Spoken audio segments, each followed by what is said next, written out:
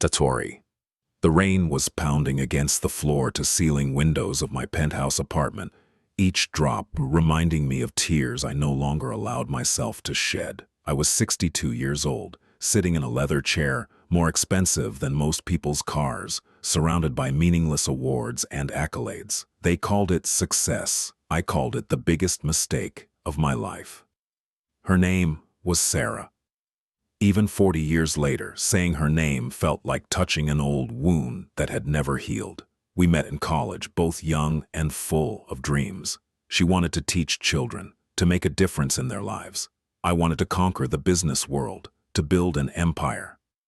Back then, our differences seemed romantic, even complimentary. She kept me grounded while I inspired her. We were the perfect couple. The offer came in our senior year. A huge consulting firm in New York wanted to hire me right after graduation. Everything I had worked for was for this, the golden ticket to the life I dreamed of. There was just one problem. Sarah had accepted a teaching job in our small hometown, a place where she truly believed she could make a difference. I remember that conversation like it was yesterday. We were sitting in our favorite cafe near campus, where we had spent countless hours studying and dreaming together. Outside, autumn leaves were falling, painting the world in shades of gold and amber. She took my hand on the table, her green eyes searching for mine.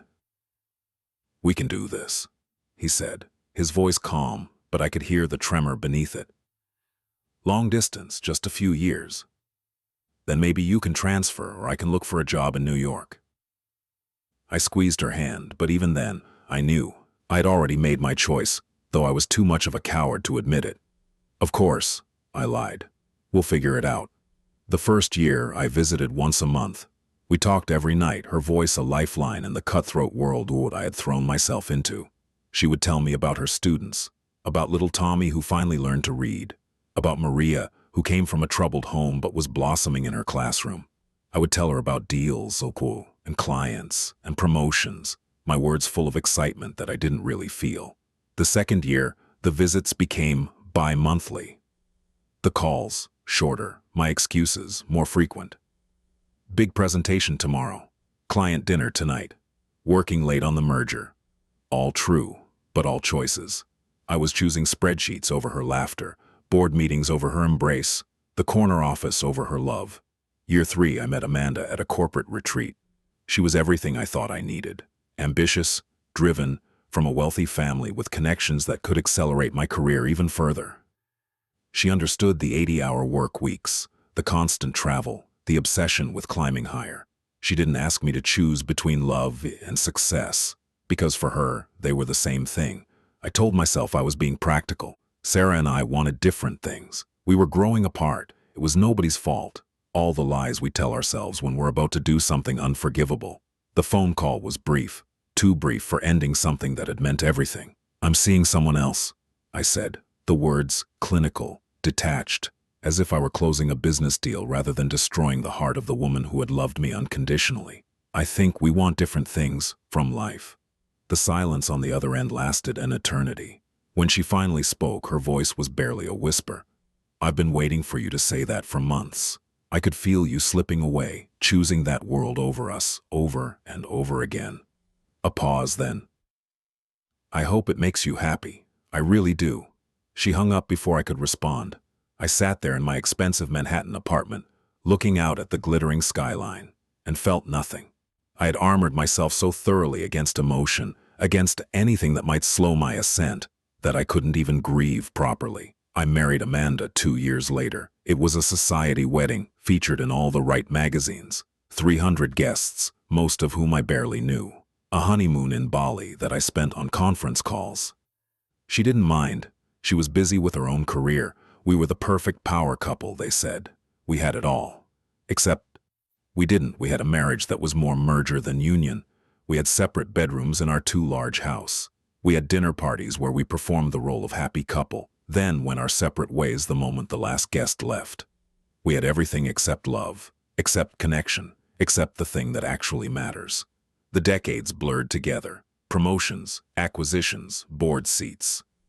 I became exactly what I had set out to become. Powerful, wealthy, respected in my industry. Tatori. The rain was pounding against the floor-to-ceiling windows of my penthouse apartment, each drop reminding me of tears I no longer allowed myself to shed. I was 62 years old, sitting in a leather chair, more expensive than most people's cars, surrounded by meaningless awards and accolades. They called it success. I called it the biggest mistake of my life. Her name was Sarah. Even 40 years later, saying her name felt like touching an old wound that had never healed. We met in college, both young and full of dreams. She wanted to teach children, to make a difference in their lives. I wanted to conquer the business world, to build an empire. Back then, our differences seemed romantic, even complimentary. She kept me grounded while I inspired her. We were the perfect couple. The offer came in our senior year. A huge consulting firm in New York wanted to hire me right after graduation. Everything I had worked for was for this, the golden ticket to the life I dreamed of. There was just one problem. Sarah had accepted a teaching job in our small hometown, a place where she truly believed she could make a difference. I remember that conversation like it was yesterday. We were sitting in our favorite cafe near campus, where we had spent countless hours studying and dreaming together. Outside, autumn leaves were falling, painting the world in shades of gold and amber.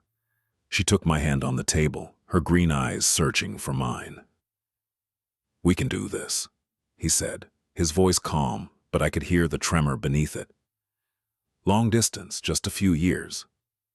Then maybe you can transfer or I can look for a job in New York."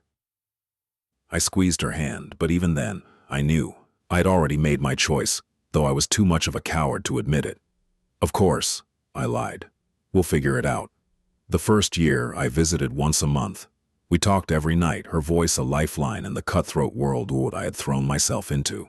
She would tell me about her students, about little Tommy who finally learned to read, about Maria who came from a troubled home but was blossoming in her classroom. I would tell her about deals, and clients, and promotions, my words full of excitement that I didn't really feel. The second year, the visits became bi-monthly.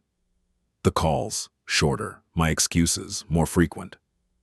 "Big presentation tomorrow. Client dinner tonight. Working late on the merger." All true, but all choices. I was choosing spreadsheets over her laughter, board meetings over her embrace, the corner office over her love. Year 3, I met Amanda at a corporate retreat. She was everything I thought I needed. Ambitious, driven, from a wealthy family with connections that could accelerate my career even further. She understood the 80-hour work weeks, the constant travel, the obsession with climbing higher. She didn't ask me to choose between love and success, because for her, they were the same thing. I told myself I was being practical. Sarah and I wanted different things. We were growing apart. It was nobody's fault. All the lies we tell ourselves when we're about to do something unforgivable. The phone call was brief, too brief for ending something that had meant everything. "I'm seeing someone else," I said, the words clinical, detached, as if I were closing a business deal rather than destroying the heart of the woman who had loved me unconditionally. "I think we want different things from life." The silence on the other end lasted an eternity. When she finally spoke, her voice was barely a whisper. "I've been waiting for you to say that for months. I could feel you slipping away, choosing that world over us, over and over again." A pause then. "I hope it makes you happy. I really do." She hung up before I could respond. I sat there in my expensive Manhattan apartment, looking out at the glittering skyline, and felt nothing. I had armored myself so thoroughly against emotion, against anything that might slow my ascent, that I couldn't even grieve properly. I married Amanda 2 years later. It was a society wedding, featured in all the right magazines. 300 guests, most of whom I barely knew. A honeymoon in Bali that I spent on conference calls. She didn't mind. She was busy with her own career. We were the perfect power couple, they said. We had it all. Except we didn't. We had a marriage that was more merger than union. We had separate bedrooms in our too large house. We had dinner parties where we performed the role of happy couple, then went our separate ways the moment the last guest left. We had everything except love, except connection, except the thing that actually matters. The decades blurred together. Promotions, acquisitions, board seats. I became exactly what I had set out to become. Powerful, wealthy, respected in my industry. I did everything I set out to do. I built my empire, made my fortune, earned the respect of my peers, and I would trade it all, every single dollar, every award, every accolade for one more day with Sarah, for one more conversation in that coffee shop, with autumn leaves falling outside, and her hand in mine, and a future full of possibilities before us. But we don't get do-overs. We don't get to rewind and choose differently. We live with our choices, and mine has led me here, to a beautiful empty apartment, to a successful, meaningless life, to the bitter understanding that I won the game, but lost everything that mattered. The rain continues to fall outside. My phone doesn't ring. There's no one left to call. The awards on my walls stare back at me, silent witnesses to my triumph and my tragedy. I am rich beyond measure and poor in every way that counts. Success, they call it. I call it the price I paid for forgetting that love is the only thing that matters in the end. And by the time I remembered, it was too late. The saddest words in any language are too late. And they echo through this empty apartment, through my empty life, a constant reminder of the woman I loved and the life we could have had if only I had been brave enough to choose her over everything else. But I wasn't. And now, this is my legacy, not the companies I built or the deals I closed, but the profound and irreversible regret of a man who chose the wrong dream and woke up 40 years later to find himself utterly, completely alone. Befrum title, The Last Sunday Dinner. Subtitle, A Story of Family and Time. Theme, Neglected Family. Story, the nursing home smells of disinfectant and decay, a combination that turns my stomach every time I visit. Which isn't often enough, and I know it. Every Sunday at 3 p.m., that's what I promised Mom when we moved her here 3 years ago. Every Sunday. But life gets in the way, doesn't it? Work deadlines, social obligations, simple exhaustion from the week. The Sundays I miss have become more frequent than the ones I keep. Today is different, though. The nurse's call came at 6 a.m. You should come. It's time.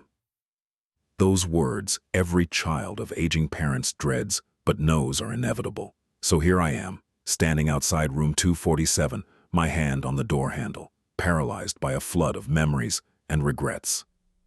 I'm thinking about Sunday dinners, not the ones here at Green Meadows Care Facility, with their industrial trays and overcooked vegetables. I'm thinking about the Sunday dinners of my childhood, when Mom would spend all morning in the kitchen, the smell of roasting chicken filling our small house. Dad would read the paper at the kitchen table, occasionally commenting on the news while Mom worked. My sister Jenny and I would do homework or fight over the TV remote. Normal kid things. At exactly 1 p.m., Mom would call us to the table. It was sacred, that Sunday dinner time. No phones, this was before cell phones, but even the landline went unanswered. No TV, no distractions, just the four of us, passing dishes, sharing our weeks, being a family. A family that eats together, stays together, Mom used to say, dishing out mashed potatoes with a smile that could light up the room. Dad would carve the chicken with ceremonial precision. Jenny would complain about school. I would talk about baseball practice. And Mom would listen to all of it, asking questions, laughing at our stories, making each of us feel like the most important person in the world. Those dinners continued through high school, though I started to chafe at them. I had friends, places to be, a girlfriend who expected me on Sunday afternoons. Can't we eat earlier? I'd complain. Why does it have to be such a production? Mom would just smile that patient smile and say, because family is important, because someday you'll understand. College was my escape from Sunday dinners. I went to a school 6 hours away, far enough that weekly visits were impractical. I came home for Thanksgiving and Christmas, of course, but those dinners were different, larger, with extended family, lacking the intimate consistency of our weekly ritual. After graduation, I got a job in the city. 2 hours from home, close enough to visit regularly, but I didn't. There was always something, a work happy hour, a date, a Sunday morning hangover that made the drive feel impossible.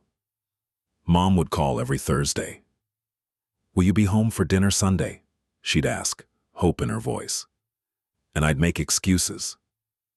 Big project at work. Plans with friends. Next week for sure. Next week would come and go with the same excuses.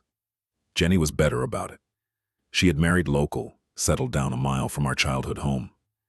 She went to Sunday dinners most weeks, brought her kids. Mom loved having the grandchildren at the table, teaching them the same recipes she had tried to teach us. Jenny learned. I never paid attention, too busy thinking about being somewhere else. Dad died when I was 31. Heart attack, sudden and shocking. The funeral was large. He had been well liked in our small town. Afterwards, people came back to the house bringing casseroles and condolences. Mom moved through it all with a grace I couldn't comprehend, thanking everyone, making sure they had enough to eat. Even in grief, she was taking care of others. After everyone left, Jenny and I sat with her at the kitchen table, the same table where we had eaten 1,000 Sunday dinners. I don't know how to do this without him, Mom said, the first moment of vulnerability she had shown all day. 43 years we had together. How do I fill those empty chairs at dinner? We'll come, Jenny said immediately, taking Mom's hand. Every Sunday, like always, right? She looked at me, and I nodded, feeling the weight of all those Sunday invitations I had declined. Every Sunday, I promised. I kept that promise for about 6 weeks. Then, work got busy. I was up for a promotion, needed to put in extra hours, show my dedication. Sunday dinners fell by the wayside. Jenny kept going, kept showing up, but she had also started dropping hints that Mom couldn't live alone forever. The house was too big, maintenance too much for one person, and she was getting forgetful. She's fine, I insisted during our phone calls, even though I hadn't visited in months. She's always been a little scattered. It's just her way. It's not the same, Jenny argued. She left the stove on twice last week. She forgot to pay the electric bill even though she has more than enough money. She asks me the same questions multiple times in one conversation. It's not just being scattered anymore. But I didn't want to hear it. Admitting Mom was declining meant admitting she was getting old. Mortal, that the parent who had seemed invincible might not always be there. So I pushed it away, buried myself in work, in my career, in anything that let me avoid the truth. The promotion came through when I was 35. Senior manager, corner office, significant raise. I was thriving exactly where I wanted to be professionally. I called Mom to tell her the news. "That's wonderful, sweetheart," she said, and I could hear the smile in her voice. "Will you come for dinner Sunday to celebrate? I'll make your favorite pot roast." "I really can't this week," I said, already looking at my calendar. At the Sunday brunch I had planned with colleagues. But soon, I promise. Another promise I didn't keep. The call from Jenny came on a Tuesday evening. "Mom fell," she said without preamble. "Broke her hip. She's at County General."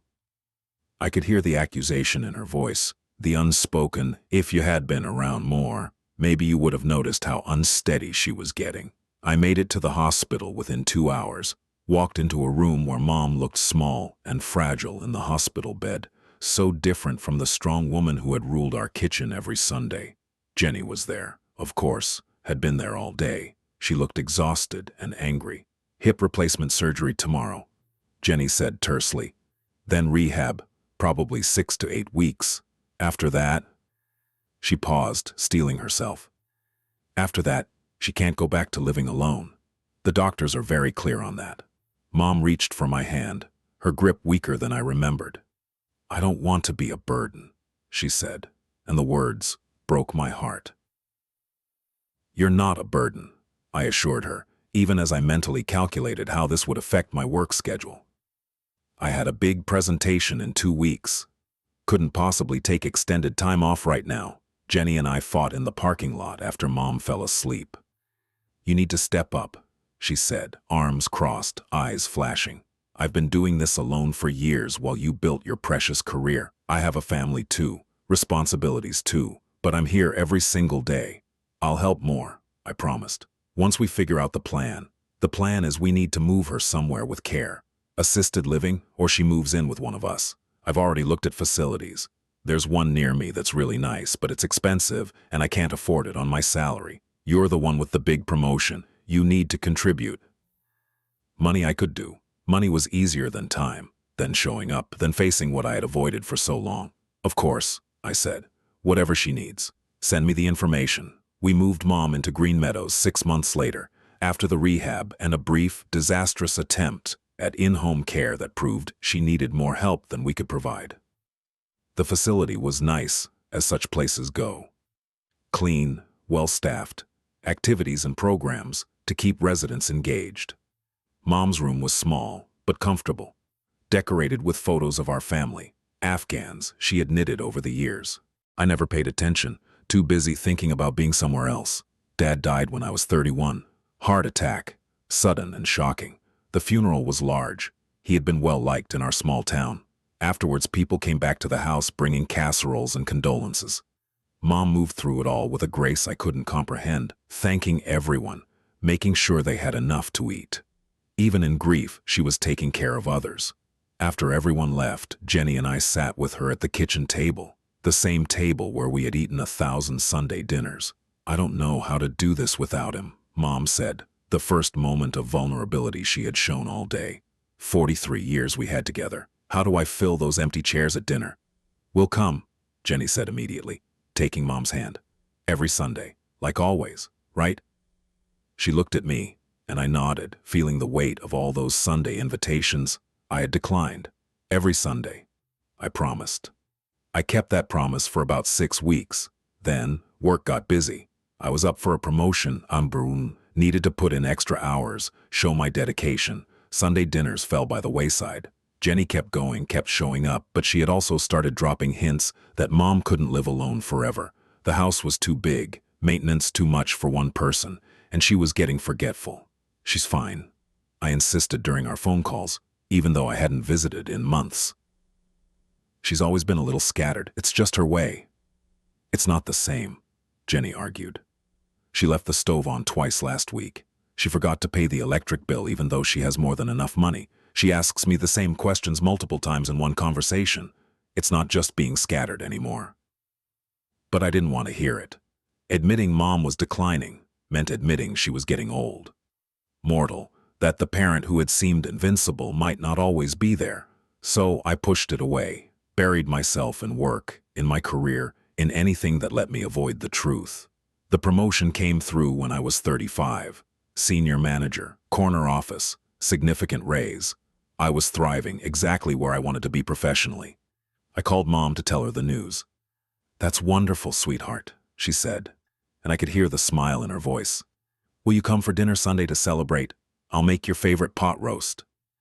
"I really can't this week," I said, already looking at my calendar, at the Sunday brunch I had planned with colleagues. But soon, I promise. Another promise I didn't keep. The call from Jenny came on a Tuesday evening. "Mom fell," she said without preamble. "Broke her hip. She's at County General." I could hear the accusation in her voice, the unspoken, "If you had been around more, maybe you would have noticed how unsteady she was getting." I made it to the hospital within 2 hours, walked into a room where Mom looked small and fragile in the hospital bed, so different from the strong woman who had ruled our kitchen every Sunday. Jenny was there, of course, had been there all day. She looked exhausted and angry. "Hip replacement surgery tomorrow," Jenny said tersely. "Then rehab, probably 6 to 8 weeks. After that..." She paused, steeling herself. "After that, she can't go back to living alone. The doctors are very clear on that." Mom reached for my hand, her grip weaker than I remembered. "I don't want to be a burden," she said, and the words broke my heart. "You're not a burden," I assured her, even as I mentally calculated how this would affect my work schedule. I had a big presentation in 2 weeks. Couldn't possibly take extended time off right now. Jenny and I fought in the parking lot after Mom fell asleep. "You need to step up," she said, arms crossed, eyes flashing. "I've been doing this alone for years while you built your precious career. I have a family too, responsibilities too, but I'm here every single day. I'll help more," I promised. "Once we figure out the plan is we need to move her somewhere with care. Assisted living, or she moves in with one of us. I've already looked at facilities. There's one near me that's really nice, but it's expensive, and I can't afford it on my salary. You're the one with the big promotion. You need to contribute." Money I could do. Money was easier than time. then showing up, then facing what I had avoided for so long. Of course, I said. Whatever she needs. Send me the information. We moved Mom into Green Meadows 6 months later, after the rehab and a brief, disastrous attempt at in-home care that proved she needed more help than we could provide. The facility was nice, as such places go. Clean, well-staffed, activities and programs to keep residents engaged. Mom's room was small, but comfortable, decorated with photos of our family, Afghans she had knitted over the years. I knew she was right, but knowing and doing are different things. I told myself I'd do better, visit more, make time. But weeks would slip by, and my visits became even less frequent, once a month, sometimes less. Each time I'd walk in and see how much smaller Mom seemed, how much more confused, and guilt would eat at me. But not enough to actually change my behavior. 3 months ago, Mom stopped recognizing me consistently. Sometimes I'd walk in and she'd light up. "My boy, you came for Sunday dinner." Other times she'd look at me with polite confusion. "Are you one of the volunteers?" Those moments hurt worst of all. Jenny stopped asking me to visit more. She had given up on me, I realized, and that hurt almost as much as Mom's failing memory. And now, here I am, outside room 247, knowing that this is the last Sunday, the last visit, the last chance to tell her all the things I should have said years ago. I push open the door. Jenny is there, of course, sitting beside the bed, holding Mom's hand. She looks up at me with red-rimmed eyes but says nothing. I approach the other side of the bed, looking down at the woman who gave me life, who spent every Sunday making sure I felt loved and valued, who I repaid by being too busy to visit. Mom's eyes flutter open. For a moment there's no recognition, then a smile, weak but genuine. "You came for Sunday dinner," she whispers. I take her other hand, and the tears I've been holding back finally break free. "I'm here, Mom, I'm here. All together," she says, looking between Jenny and me. "Family stays together." She closes her eyes again, her breathing labored but peaceful.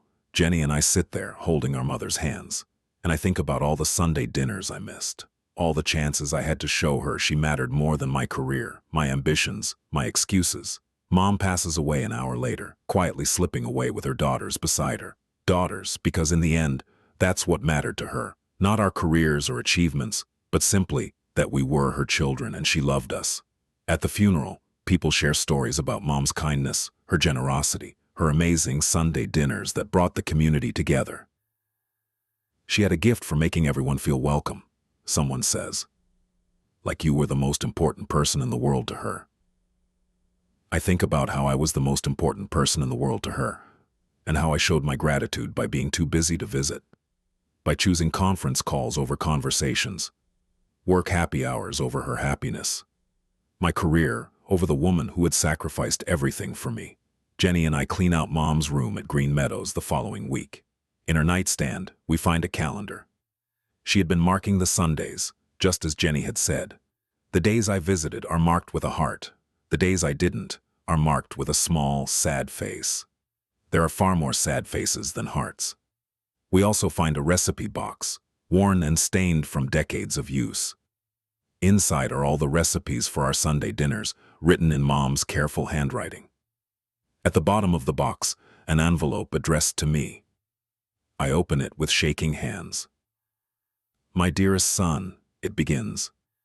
"If you're reading this, I'm gone, and I hope you know how much I loved you. I kept these recipes hoping you might want them someday, might want to carry on our Sunday dinners with your own family. I know work has been important to you, and I'm proud of all you've achieved. But I hope you'll remember that success means nothing if you're alone at the table. A family that eats together, stays together. I love you always." Mom, I hold that letter and cry harder than I've cried since I was a child. Because she's right. I have the corner office, the salary, the respect of my peers. And I'm alone. No partner, no children, no Sunday dinners, just an empty apartment and a calendar full of meetings that will never matter as much as one Sunday dinner with the woman who loved me unconditionally. Jenny finds me like that, clutching the letter, sobbing. She sits beside me and we cry together for the mother we lost, for the time we can never get back, for all the Sunday dinners I missed. "I'm so sorry," I tell her. For not being there. For making you carry everything alone. She's quiet for a long moment. Then, she forgave you. She always forgave you. I think that was part of the problem. You knew she'd always be there, always love you no matter what, so you took it for granted. She's right. I did take it for granted. I thought I had infinite Sundays, infinite chances to show up, to choose her. I thought there would always be time later. When work calmed down, when I wasn't so busy, when it was more convenient. But there is no later. There are only the choices we make now, the people we prioritize today, the love we show before it's too late. I frame that letter and hang it in my apartment, beside the recipe for Mom's pot roast. Every Sunday now, I try to make one of her recipes. I'm not very good at it yet. I never paid attention when she tried to teach me, but I'm learning. And every Sunday, I think about her, about the family dinners I missed, about the price of putting ambition above love. Sometimes Jenny comes over, brings her kids. We eat together, an imperfect recreation of those childhood Sunday dinners. The food isn't as good, the conversation isn't the same, but we're trying. We're showing up for each other in a way I never showed up for Mom. But late at night, when I'm alone, I think about all those empty chairs at her Sunday table. All the times she cooked with hope that I'd come home. All the calendar days, marked with sad faces, because I chose a meeting over my mother, and I think about how I spent years building a career, but forgot to build a life, how I climbed the ladder but lost sight of what mattered, how I won every professional battle but lost the war that actually counted. And I think about what I would give, everything, anything, for one more Sunday dinner, for one more chance to sit at that table, to pass the dishes, to tell her I loved her and meant it, to choose her over a conference call, her smile over a promotion, her presence over my pride. But we don't get second chances with the dead. We don't get to apologize to people who can't hear us anymore. We live with our regrets, with the knowledge that we had something precious and threw it away for things that don't matter. The saddest part isn't that Mom is gone. It's that she was essentially gone for years before she died, and I was too busy to notice. Too important, too focused on my career, too convinced that there would always be another Sunday. There wasn't, there never is, and now I'm left with a recipe box, a letter, and the crushing weight of understanding what I lost when I chose my ambition over my mother's love. Every Sunday at 1 p.m., my phone alarm goes off. It's set to remind me of what used to be, of what should have been, of all the dinners I missed and can never get back. It's my punishment and my memorial, this weekly moment where I stop everything and remember that I had a mother who loved me, who wanted nothing more than to share a meal with me, and I was too busy to care. Success, they call it. I call it the greatest failure of my life. Title: The Unfinished Canvas. Subtitle: A Story of Dreams Deferred. Theme: Abandoned Passion. Story: The letter arrived on a Tuesday morning, slipped through the mail slot of my Upper East Side brownstone alongside the usual bills and catalogs. The return address made my hands tremble. Galerie Laurent, Paris.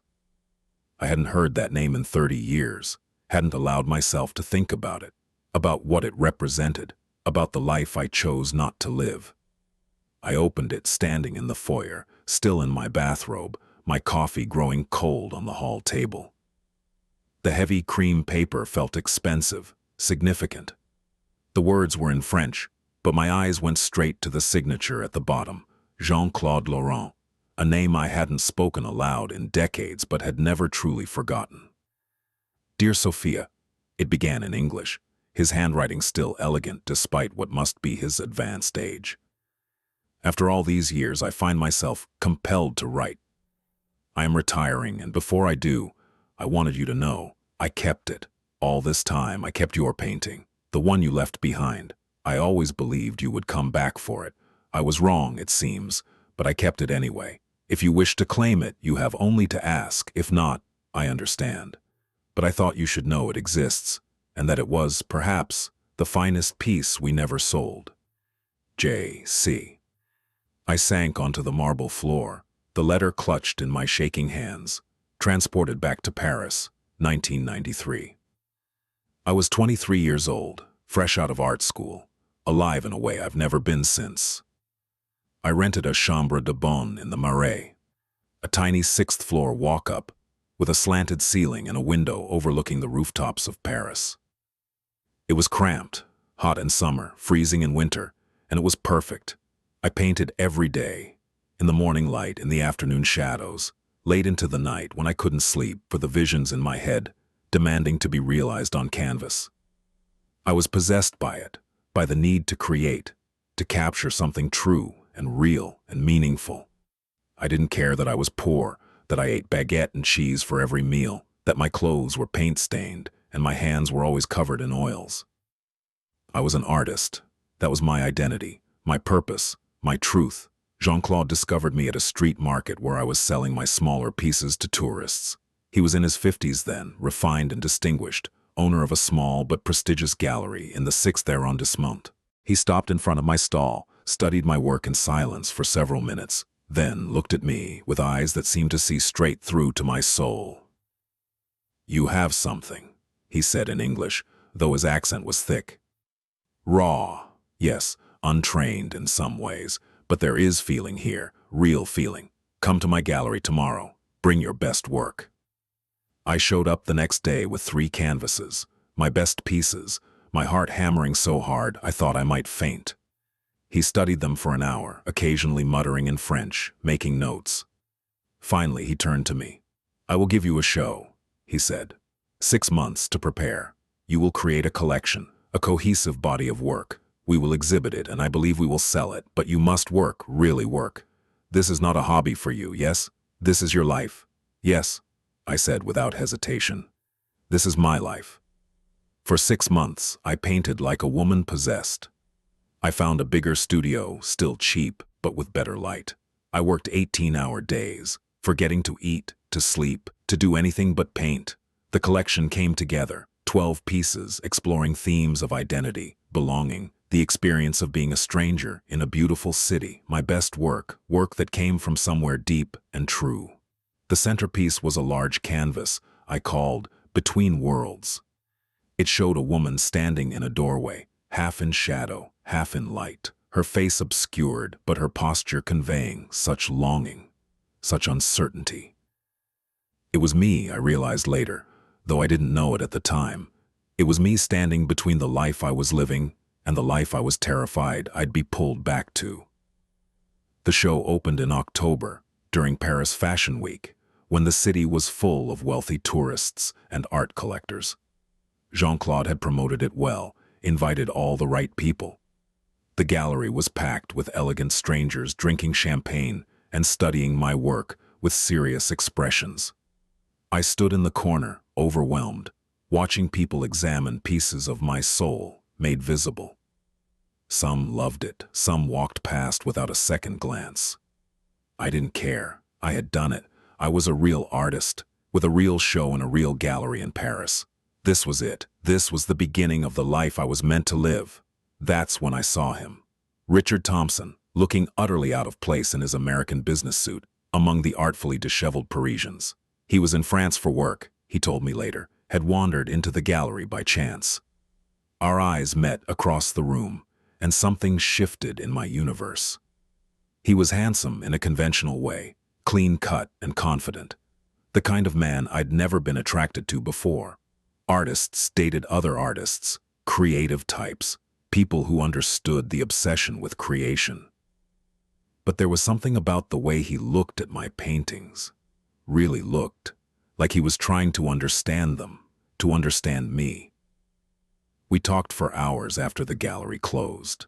He was an investment banker, based in New York, worked crazy hours, traveled constantly. Everything I wasn't, everything I had never wanted to be. But he was intelligent, articulate, interested in my work in a way that felt genuine. He asked questions about my process, my inspirations, my dreams. "I want to live here," I told him as we walked along the Seine at midnight. "In Paris. I want to paint and show my work and be part of this world." "It's a beautiful dream," he said, and I couldn't tell if he was being encouraging or patronizing. The show sold well, not everything, but enough that Jean-Claude was pleased, enough that he wanted to represent me long-term. You have a future here, he told me. If you work hard, if you continue to develop, you could be significant. I believe this. But Richard kept coming back. He extended his Paris trip, then started visiting on weekends, flying from New York just to see me. It was intoxicating, being pursued like that. No one had ever made me feel so wanted, so special. He took me to restaurants I could never afford, hotels I'd only seen from the outside. He talked about his life in New York, painting it in colors that seemed exciting and glamorous, even as I insisted I wasn't interested in that world. Come visit, he urged. Just for a week, see New York, see what it's like. You might be surprised. I went for a week. It turned into 2, then 3. Richard showed me his New York. Art openings in Chelsea, the Met, the Guggenheim, rooftop bars with views of the city. He introduced me to gallery owners, collectors, people with money and influence who expressed interest in my work. You could have a career here too, he said. Probably a more lucrative one. The market is bigger. The collectors have deeper pockets. But it wasn't the same. New York art world felt commercial, transactional. In Paris, I had felt like an artist. In New York, I felt like a commodity. I told Richard I needed to go back to my cramped studio and my real work. What if you stayed? He asked the night before my flight. What if you gave us a real chance? I'm falling in love with you, Sophia.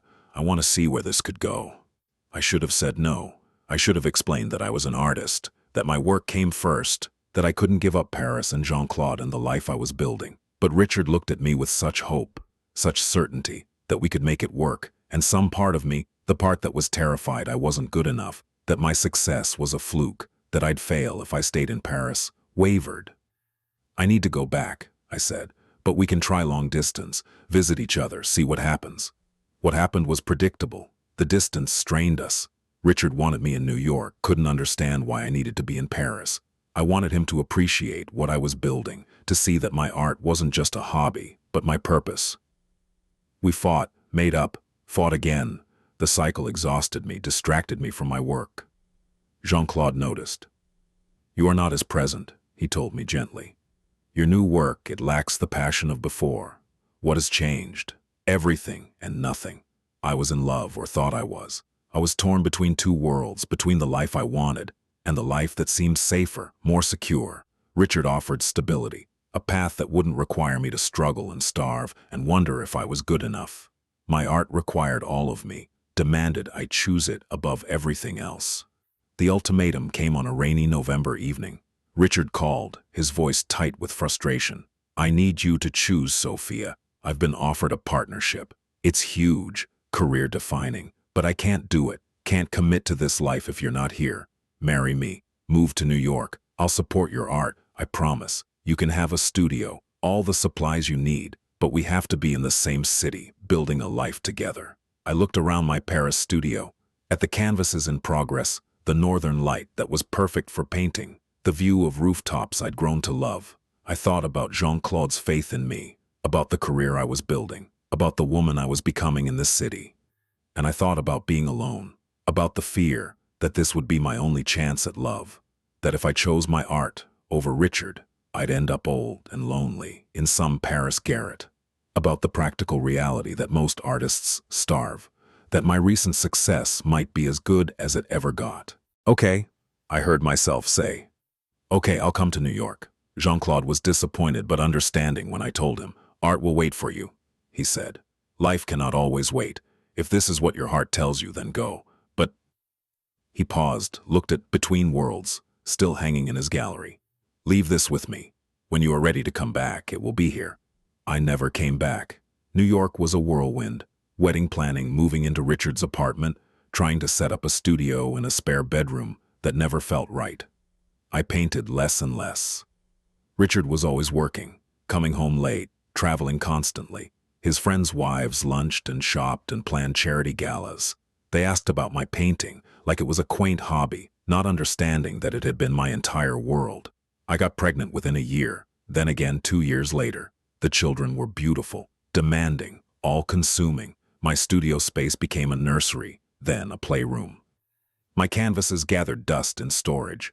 I told myself it was temporary, that I'd get back to it when the kids were older, when life calmed down. But life never calmed down. Richard's career soared. We moved to bigger apartments, then to a brownstone in the best neighborhood. I became the wife of a successful man, mother to 2 perfect children, hostess to dinner parties and fundraisers. I played the role well, learned to make small talk and dress appropriately and support Richard's ambitions. And I didn't paint. Days became weeks, weeks became months, months became years. Occasionally I'd think about it, feel a pang of longing for the smell of oil paints, the feel of a brush in my hand, the transcendent moment when the image in my head became real on canvas. But the moment would pass, and I'd return to carpools and PTA meetings and planning menus for Richard's business dinners. The children grew, left for college, then found their own lives in different cities. Richard and I found ourselves strangers sharing a house, our conversations limited to logistics and pleasantries. He had his career, his golf, his routine. I had, what did I have? A beautiful home I decorated but never loved. Friends who knew me as Richard's wife but not as myself. Closets full of designer clothes I wore to events I didn't care about. And in the storage unit in the basement, canvases from another lifetime, evidence of the woman I used to be. Richard and I divorced 2 years ago. Amicable, expensive, emotionless. He had been having an affair with a colleague for 5 years, it turned out. I felt nothing when he told me. Not anger, not hurt, just a vague sense of confirmation that the life we'd built was as hollow as it had always felt. "You can have the brownstone," he said, generous in victory. "I know you love it." But I didn't love it. I had never loved it. I had loved a 6th-floor walk-up in the Marais, a cramped studio with perfect light. The city of Paris spread beneath my windows like a painting waiting to be realized. And now, holding this letter from Jean-Claude, I understood what I had lost. Not just Richard, he had never really been mine, just as I had never really been his. I had lost myself. I had traded the woman who painted with passion and purpose for the woman who planned charity galas and married the right man and lived in the right neighborhood and felt nothing, nothing. I booked a flight to Paris that afternoon. First class, because I could afford it now, because Richard's settlement had been generous, because what did money matter if I spent it sitting in this empty house, pretending my choices hadn't been catastrophic. The flight gave me 12 hours to remember, to really let myself remember what it had felt like to be Sophia the artist, not Sophia the wife, Sophia the mother, Sophia the perfect accessory to someone else's life. Paris was both exactly the same and completely different. My old building was still there, now gentrified, the Chambre de Bonne converted to expensive studio apartments. I walked to Jean-Claude's gallery, my heart pounding, terrified, and thrilled in equal measure. The gallery had changed locations, was bigger now, more prestigious. Jean-Claude had clearly done well over the decades. He was waiting for me, older but still distinguished, his eyes crinkling as he smiled. "Sophia," he said simply, and embraced me. "You came." He led me through the gallery to a private room in the back, and there it was, between worlds. My painting, the centerpiece of my Paris show, the best work I had ever done. It was still beautiful, still powerful, still true. I stood in front of it and wept. "I'm sorry," I managed to say. "I'm sorry I never came back. Sorry I stopped painting. Sorry I wasted 30 years being someone I wasn't." Jean-Claude shook his head. "Life is not a waste if you learned from it. You made choices. Perhaps they were wrong choices, but they were yours. The question is not what you did then. The question is what you will do now." "I don't know if I can still paint," I admitted. "It's been so long. What if I've lost it? What if I was never as good as I thought I was?" He smiled gently. "There is only one way to find out." I stayed in Paris for 3 months, rented an apartment, bought supplies, stood in front of a blank canvas for days before I found the courage to make the first mark. It was terrifying, like learning to speak again after decades of silence. The first paintings were terrible, stiff, overwrought, trying too hard. I almost gave up a dozen times, almost went back to New York, and the empty brownstone and the comfortable numbness of a life half-lived. But slowly, something began to shift. My hand remembered what my mind had forgotten. The colors came back, the compositions, the ability to translate feeling into image. I wasn't as good as I'd been at 23. That rawness, that urgency was gone. But I had something else now. Depth, perspective, the weight of a life fully lived, even if poorly chosen. I painted myself, again and again, at different ages, in different roles. Sophia the artist, Sophia the bride, Sophia the mother, Sophia the divorcee, Sophia the woman who gave up everything and gained nothing. Jean-Claude came to the studio one day unannounced and studied the new work in silence. I held my breath, waiting for his judgment, terrified he would confirm that I had waited too long, lost whatever talent I'd once possessed. "Yes," he said finally. "Yes, this is real work, mature work. We can show this." My second show at Galerie Laurent opened last month. 30 years, almost to the day, after my first. The gallery was once again filled with elegant strangers, but this time I wasn't hiding in the corner. I stood beside my work, claimed it, owned it. These were my stories, my regrets, my reckoning with the choices I'd made. Between Worlds hung in the center of the exhibition, surrounded by the new pieces. Someone asked if it was for sale, offered an obscene amount of money. I said no. That painting stays with me, a reminder of the woman I was and the woman I might have been if I'd been braver. My children came to the opening. They were supportive, proud even, though I could see they didn't quite understand. Why would their mother, at 53, suddenly decide to be an artist? They knew me as the woman who packed their lunches and drove them to soccer practice, not as someone with dreams of her own. "I didn't know you could paint like this," my daughter said, studying a self-portrait where I'd depicted myself behind a closed door, my hand reaching for the knob. "I used to know," I told her. "Then I forgot for a long time. Now I'm remembering." The reviews have been good. Several pieces have sold. Jean-Claude talks about representing me again, building a career for my later years. It won't be the career I might have had if I'd stayed at 23, if I'd chosen differently. But it's something. It's real, it's mine. Late at night in my Paris apartment, I sometimes think about the parallel life I didn't live, the one where I stayed, where I chose art over Richard, where I became the artist I was meant to be. In that life, maybe I'd be more successful. Maybe I'd have more paintings, more shows, more recognition. Or maybe I'd have failed. Maybe that first show was a fluke, and I would have struggled and starved and given up anyway. Maybe Richard saved me from that disappointment. I'll never know. That life exists only in my imagination, in the space between what was and what might have been. What I do know is this: I gave up 30 years of my life trying to be someone I wasn't. I traded passion for security, dreams for stability, myself for a version that fit more easily into the world. And I can never get those years back. But I have now. I have this moment, this canvas, this second chance that most people never get. I'm 53 years old, starting over, building the life I should have lived when I was 23. It's not ideal, it's not the way it should have been, but it's real and it's mine, and that's something. Every morning I stand in front of my easel and I paint. Some days are good, some days are terrible. Some days I'm convinced I've made another mistake, that I should go back to New York, back to the safety of empty rooms and meaningless routine. But then I remember standing in that Paris gallery, at 23, alive with possibility, believing I could capture truth and beauty on canvas. And I remember standing in front of Between Worlds at 53, weeping for all the years I spent with the door closed, too afraid to step through. I keep the door open now. I paint, I create, I live. And if that's all I ever do for the rest of my life, it will be enough. It will have to be enough. Because the alternative, going back to being someone else's wife, someone's mother, someone who used to paint once long ago, that's a death more certain than any physical ending. I choose life. I choose art. I choose myself. 30 years too late, perhaps. But better late than never. Better late than spending the rest of my days wondering what might have been if only I'd been brave enough to choose me. The canvas waits, blank and full of possibility, and this time I don't hesitate. This time I pick up the brush. Title: The Silent Phone. Subtitle: A Story of Lost Friendship. Theme: Abandoned Friendship. Story: The notification lit up my phone screen. Michael Chen has passed away.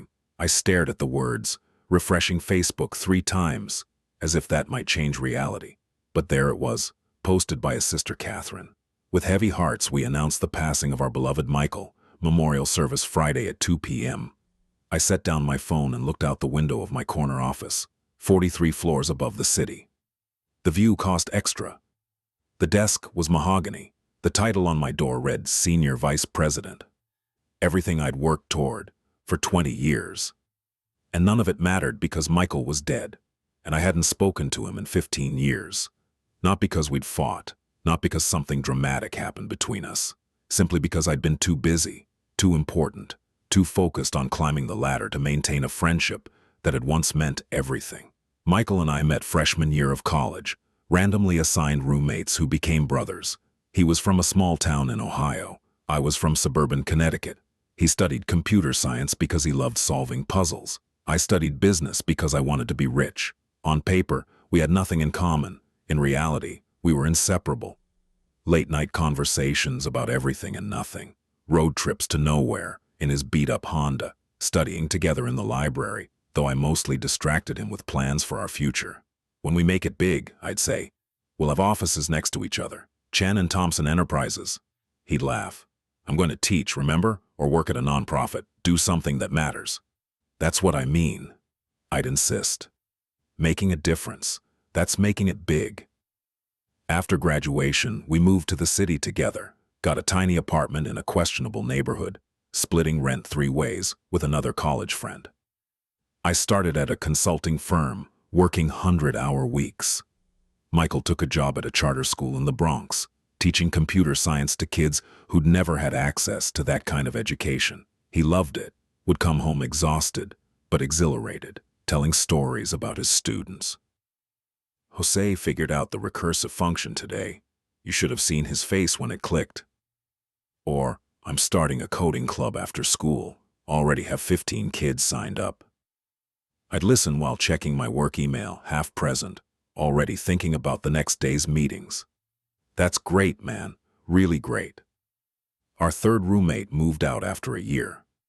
I suggested we could afford a nicer place if Michael found a higher-paying job. Those tech companies are always hiring.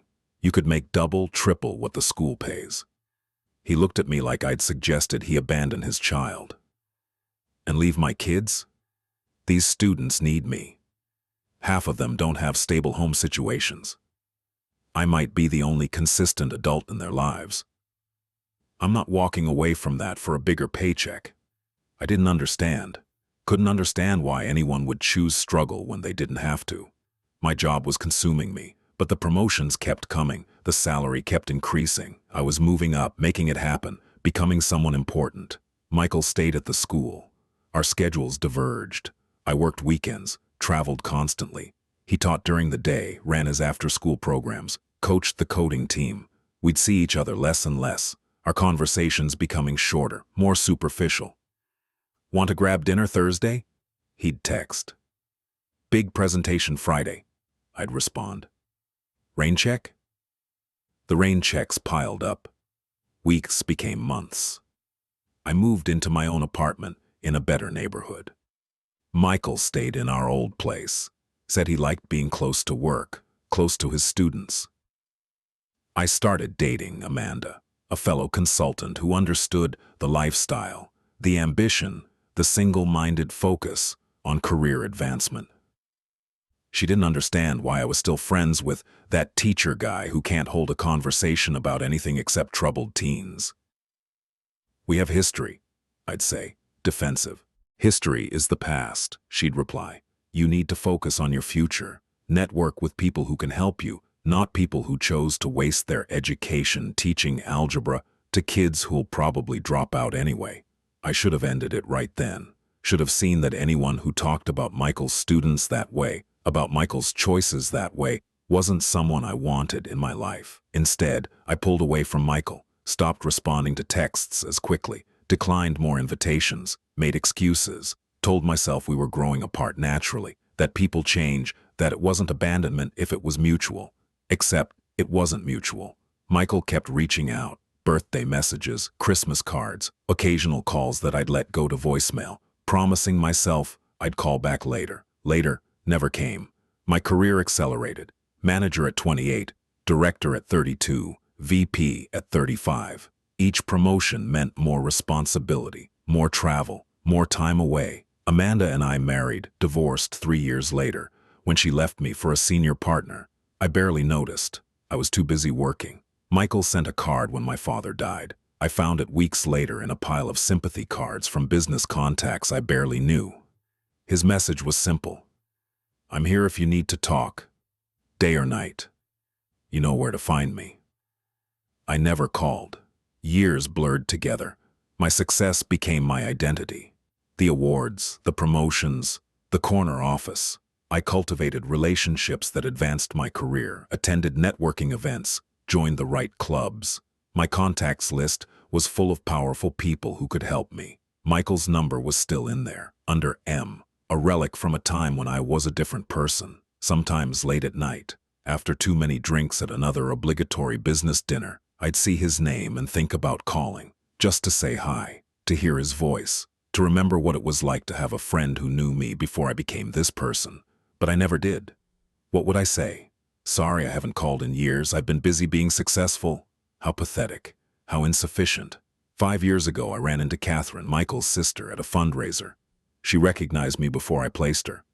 Adam Thompson, right? Michael's college roommate. Catherine, wow, yes. How are you? She updated me.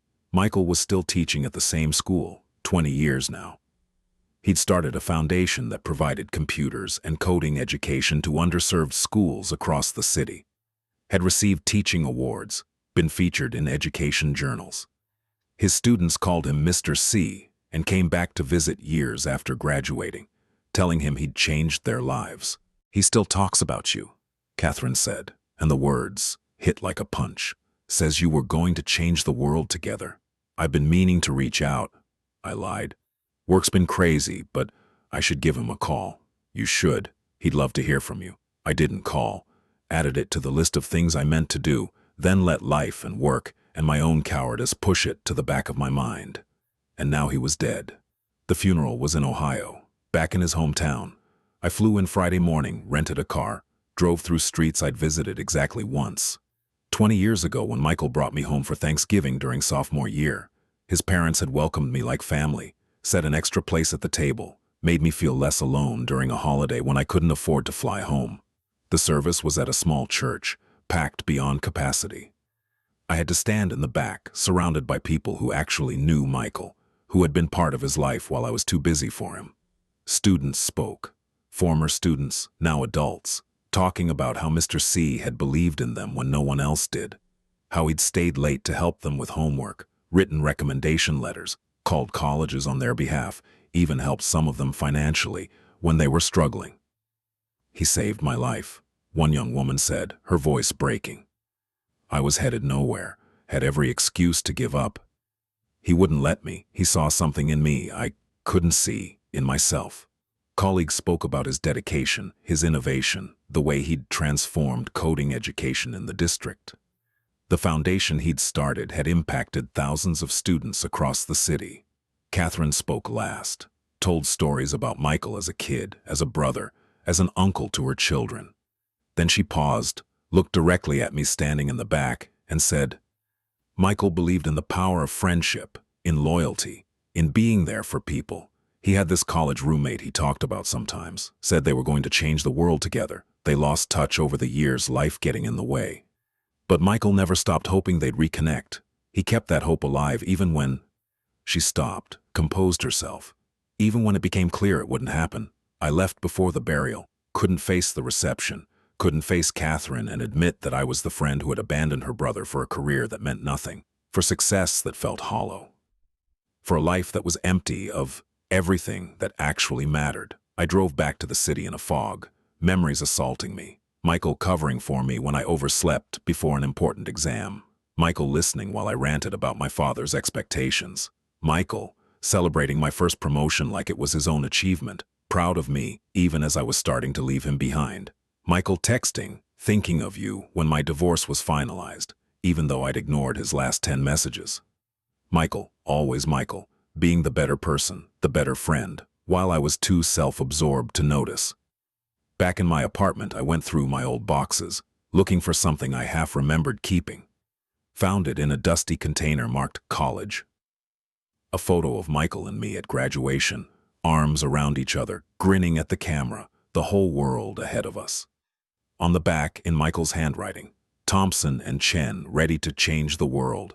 Best friends, always. Always. What a promise. What a betrayal of that promise. I opened my laptop and went through my emails, searched for Michael's name, found hundreds of messages over the years, the frequency decreasing, the tone changing, early years. Dude, you have to try this new Thai place. Remember that professor who hated us? Just saw him on campus. My students are doing this amazing project, you'd love it. Middle years. Hey man, been a while, how's the new job? Saw an article about your company. Congrats. Coffee sometime? Later years. Happy birthday. Merry Christmas. Hope you're well. The last email was from 3 years ago. Subject line, reunion. The message was brief. Our 20-year reunion is coming up. Would be great to see you there, catch up properly. Miss you, brother. I never responded, not even a maybe or sounds good. Just silence. The cruelest response of all. I spent the weekend going through everything. Old photos, old messages. Memories I'd locked away because they reminded me of who I used to be. Before I became this person who measured worth in titles and salaries and square footage, Michael had been authentic, had lived his values, had chosen meaning over money, impact over image, students over status. And he'd been happy. I could see it in every story told at his funeral, in the tears of the people whose lives he'd touched. What had I touched? Deals that made rich people richer, strategies that maximized shareholder value, presentations that impressed people I didn't like. I had power, money, success. But when I died, who would cry? Who would speak about how I'd changed their life? Monday morning, I called in sick for the first time in 5 years. Spent the day reading about Michael's foundation, learning about the work he'd done, the students he'd helped, the legacy he'd built while I was building my career. By evening, I'd made a decision, called Catherine, apologized for leaving the funeral early, asked if I could make a donation to Michael's foundation. That's very kind, she said, her voice careful. He would have appreciated that. It's not enough, I said. Nothing is enough. I was a terrible friend to him. I let the best friendship I ever had die because I was too busy, too focused on things that didn't matter. I can't fix that, can't apologize to him. But maybe I can do something meaningful with his foundation, honor his work. Silence on the other end. Then, why now, Adam? Why care now that he's gone? Because I'm a coward, I admitted. Because I told myself I'd reach out later, that there was time, that friendship could wait until my career was stable. But careers are never stable, and later never comes. And now he's gone, and I have to live with knowing I chose wrong. Every single time, I chose wrong. More silence. Then, softly, he forgave you. If it helps to know, he forgave you long before you knew you needed forgiving. That was Michael. He understood people made choices, lived with regrets. He hoped you'd come back, but he didn't hold it against you that you didn't. That made it worse somehow. That Michael had been the bigger person even in this, had forgiven me while I was still too self-absorbed to ask for forgiveness. I've spent the last 3 months working with Michael's foundation. Donated money, yes, but more than that, I've donated time. Real time, not just writing checks and attending galas. I've been visiting schools, meeting students, seeing the impact of the work Michael started. Last week, I met a 17-year-old named Carlos, part of the coding program at one of the schools Michael's foundation supports. Smart kid, sharp, full of potential. Also full of doubt, convinced he wasn't good enough, that college was for other people. Mr. C told my cousin that if you can dream it, you can code it, Carlos said. Said the only limits are the ones we put on ourselves. Is that true? I thought about Michael, about the choices he made, the life he built. Thought about my own choices, my own limitations, self-imposed and self-destructive. Yeah, I told Carlos. That's true. Michael lived that truth every day, and he was right. I've started teaching too. Beginner coding classes for adults, people who want to change careers, who feels stuck, who needs someone to believe they can do more. I'm not good at it yet. Don't have Michael's gift for making complex concepts simple. But I'm learning. And in teaching, I'm finally understanding what Michael knew all along. That impact matters more than income. That relationships matter more than recognition. That being there for people is worth more than any corner office. I quit my VP job last month. My colleagues thought I was crazy, throwing away a successful career for teaching coding to people who could just watch YouTube videos. Maybe they're right. Maybe I'm having some kind of midlife crisis, trying to atone for abandoning my friend. Or maybe I'm finally becoming the person 22-year-old Michael saw potential in. The person who said we'd change the world together and actually meant it. I found Michael's old number in my phone. Couldn't delete it, even though calling it now gets a disconnected message.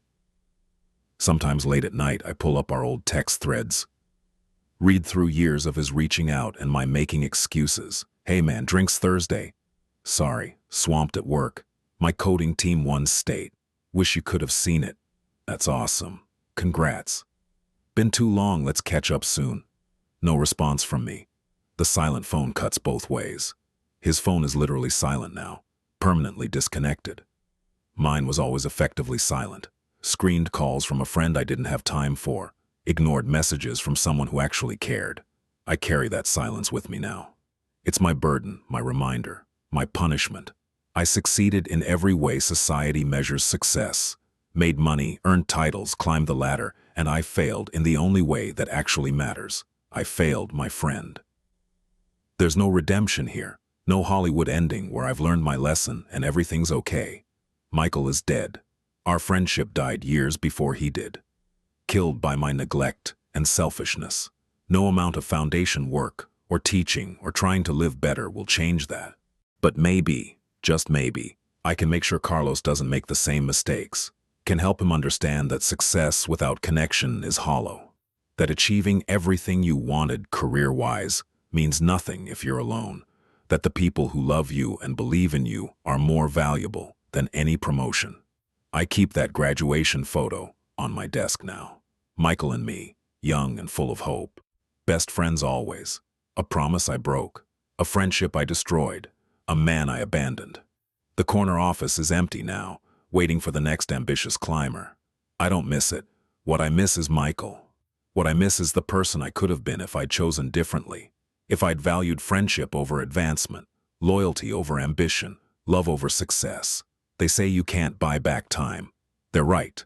I'd give everything, the savings, the investments, the penthouse apartment, for one more conversation with Michael, one more chance to say, I'm sorry, I was wrong, you were right all along. But the phone is silent, will always be silent, and I have to live with that. Every Wednesday, I volunteer at the school where Michael taught for 20 years. Walk the same halls he walked, see his photo in the hallway of honored teachers.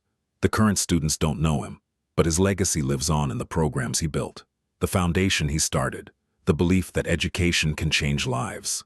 I tell them about him sometimes, about my friend Michael, who chose impact over income, who saw potential in students everyone else had written off, who believed that changing one life at a time was how you changed the world. I don't tell them I abandoned him, that I was too busy for the best friend I ever had, that I let success blind me to what actually mattered.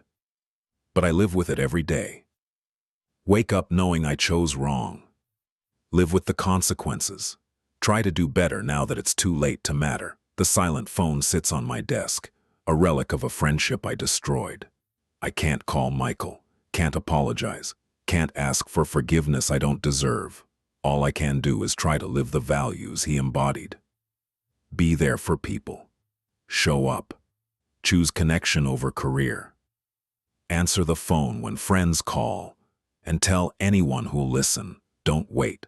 Don't assume there's time. Don't choose success over the people who love you. Because one day, the phone will ring and you won't answer. And then one day, the phone will be silent forever. And you'll spend the rest of your life wishing you could have just one more conversation with a friend you were too important to make time for.